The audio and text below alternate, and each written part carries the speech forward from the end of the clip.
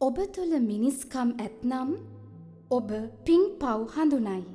එසේනම් ඔබ කවර දිනයකදීවත් කිසිවෙකුට අපහාස කරන්නේ නැත. කිසිවෙකුව රවට්ටන්නේ නැත. එහෙත් ඔබට අපහාස විඳින්නට සිදුවේ. රැවටෙන්නටද සිදුවේ.